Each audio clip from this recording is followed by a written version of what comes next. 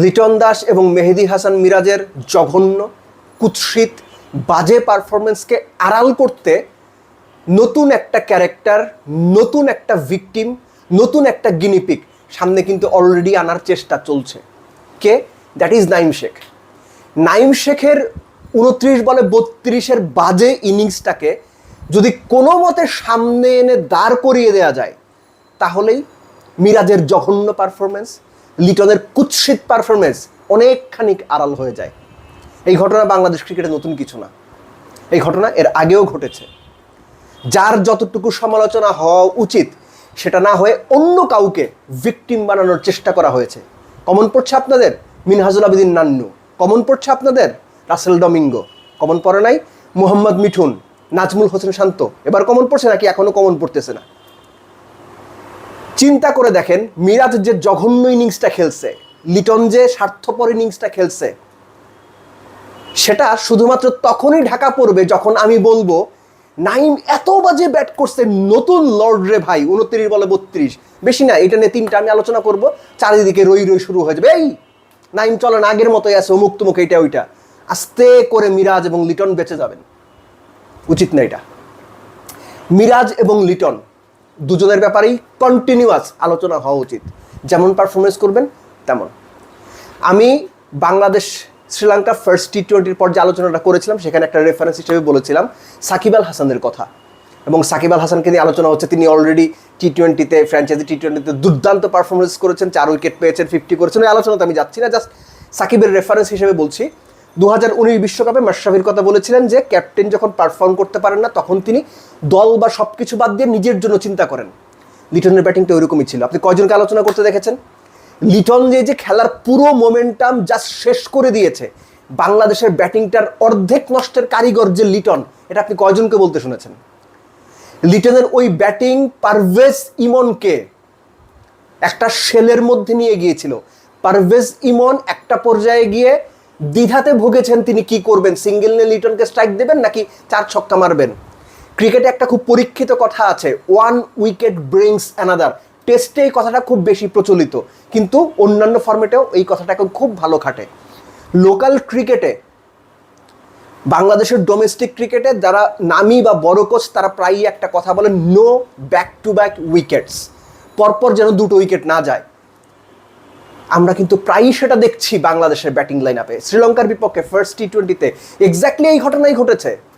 মাশরাফি যেমন নিজের কথা চিন্তা করে 2019 বিশ্বকাপের শেষ পর্যায়ে গিয়ে খেলতে গিয়েছেন, লিটন এক্স্যাক্টলি সেই কাজটা করেছে। এটা কেউ বলছে না।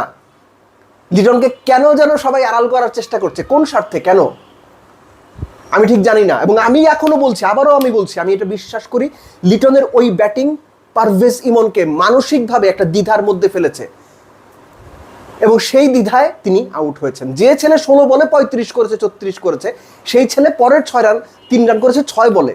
কেন? মেহেদী হাসান মিরাজ তিনি যে ইনিংসটা খেলেছেন, এটাকে আপনি জঘন্য বলবেন না? তিনি যে পার্টনারশিপটা গড়েছেন নাইমের সঙ্গে 52 বলে 61, এটাকে জঘন্য বলবেন না আপনি? নাইম, আবারও বলছি, আমি ওই ভিডিওতে তো আমি বলেছি যে নাইমকে আমি বেনিফিট অফ ডাউট দিচ্ছি ফার্স্ট ম্যাচ এই কারণে, একটা ছেলে অলওয়েজ বিন দ্য ওপেনার, তাকে আপনি কোন যুক্তিতে 4 নম্বরে খেলাবেন, কার বুদ্ধিতে? নাইমের অজুহাত দেওয়ার সুযোগ আছে, কিন্তু অজুহাত গ্রহণযোগ্য হবে না। আপনি যদি টপ প্লেয়ার হন, যে কোনো জায়গাতে দলের প্রয়োজন আপনি খেলতে প্রস্তুত থাকতে হবে এবং সেখানে মানিয়ে নিতে হবেন, এটাই আপনার অ্যাবিলিটি। ইন্টারন্যাশনাল টপ লেভেল ক্রিকেটে ঠিক এটাই করতে হবে। নাইমের অজুহাত দেওয়ার সুযোগ নাই। নাইম খুব বাজে ব্যাটিং করেছেন, 29 বলে 32, লিটন দিয়ে অর্ধেক নষ্ট করেছেন, বাকি অর্ধেকের 25 ভাগ, মানে বাকি 50 ভাগের 25 ভাগ নাইম নষ্ট করেছেন, আর 25 ভাগ কে করেছেন? মেহেদী মিরাজ করেছেন। একথা আপনারা বলছেন না। আপনারা মেহেদী মিরাজকে কেন যেন বাঁচিয়ে দিতে চাচ্ছেন। মেহেদী মিরাজের মিডিওকার পারফরমেন্স, হোয়াইট বল ক্রিকেটের দিনের পর দিন মিডিওকার পারফরমেন্স, মাঝখানে নিজের খেয়াল খুশি মতো ক্যাপ্টেন হয়েছেন, ব্যাটিং করতে পারেন। এর আগেও যখন তাকে খেলানো হয়েছে, মেহেদী মিরাজ টপ অর্ডারের ব্যাটিংয়ে কতটুকু ভালো আপনাদের মনে হয়? কতটুকু ভালো করেছেন? আমি ওয়েস্ট ইন্ডিজের উদাহরণটা স্পষ্ট করে দিয়েছি। একটা ওয়ানডেতে তিনি 70 করেছিলেন 100 বল খেলে, অথবা 102 বলে বোধহয় 72। কি হয়েছিল ওই ম্যাচে? সো এই উদাহরণগুলো সামনে থাকা জরুরি। আমি বারবারই বলবো, বাংলাদেশের লাল বলের ক্রিকেটে টপ মোস্ট প্লেয়ার যদি কেউ থেকে থাকেন, 1-2 জন যদি হিসাব করি, Mehedi Miraz will be one of them. লাল বলের ক্রিকেটে হি ইজ বেস্ট প্লেয়ার এই মুহূর্তে, ব্যাটে বলে যদি হিসাব করেন। লাস্ট টেস্ট সাইকেলের টপ স্কোরার ছিলেন মেহেদী মিরাজ, কিন্তু সাদা বলের ক্রিকেটে নৌ। সাদা বলের ক্রিকেটে মেহেদী মিরাজ দিনকে দিন অকার্যকর হচ্ছেন। বাংলাদেশ ক্রিকেট ম্যানেজমেন্ট এটা বুঝতে পারছেন না, অথবা বুঝতে চাইছে না, অথবা যে কোনোভাবেই হোক মেহেদী মিরাজকে আড়াল করার একটা চেষ্টা আছে। তাকে ওয়ানডে ক্যাপ্টেন্সি দেওয়া হয়েছে এই কারণে, ওই ভুল শোধরানোর জন্য। লিটনের কথা আপনি চিন্তা করেন, তার এখন যে ফর্ম, বেশি না, এই সিরিজের পর আরেকটা সিরিজ ঘরের মাঠে পাকিস্তানের সিরিজে যদি লিটনের এই ফর্ম থাকে, তার ক্যাপ্টেন্সি থাকবে বলে আপনার মনে হয়, রাখা উচিত বলে আপনার মনে হয়? ক্যাপ্টেন্সি কাকে দিবেন? আপনারা তো শান্তকে অনেকটা জোর করেই ওয়ানডে ক্যাপ্টেন্সি থেকে সরাই দিয়েছেন। এই যে পরিস্থিতিটা তৈরি হওয়ার সম্ভাবনা তৈরি হয়েছে, এটা আপনি উত্তরাবেন কি করে? আমি এখনো বিশ্বাস করি বাংলাদেশের সাদা বলের ক্রিকেটে, যদি ওয়ানডে ফরম্যাট বলি, যদিও আলোচনার বিষয়টা ওয়ানডে না, ওয়ানডে ফরম্যাট বলি, মেহেদী মিরাজের চাইতে এনি ডে মোসাদ্দেক সৈকত বেটার বোলার।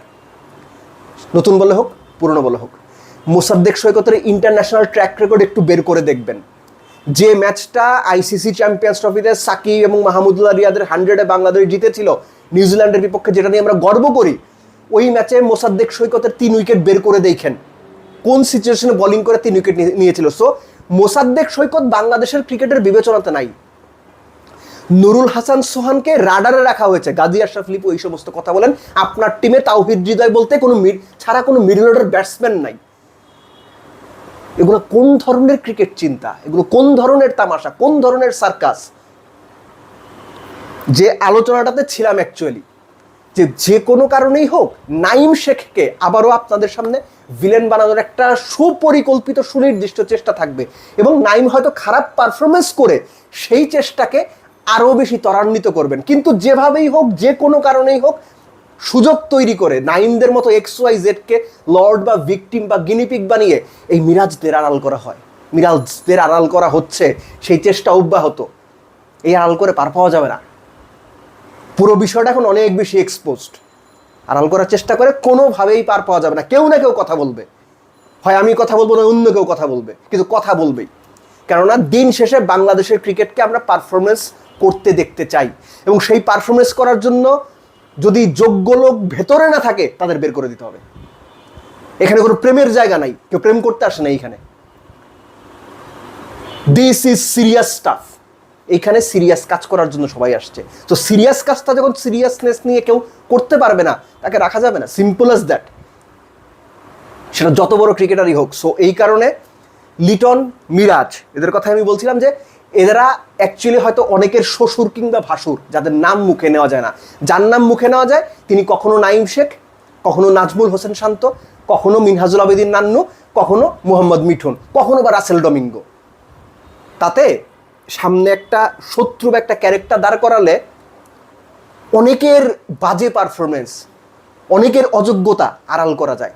এই আড়াল আপনারা করতে দেবেন কিনা, এই সিদ্ধান্ত দর্শকদের, আমার না। আমি আমার কথা বলে যাব, আমার কাজ করে যাব, কিন্তু যেভাবে দিনের পর দিন অনেককে রক্ষা কবচ দিয়ে রক্ষা করা হয়েছে, সেটাই বাংলাদেশ ক্রিকেটকে দিনের পর দিন ডুবিয়ে দিচ্ছে। এখনো যদি না বোঝেন, এখনো যদি আপনাদের হুঁশ না হয়, আর কবে হবে আমি জানি না।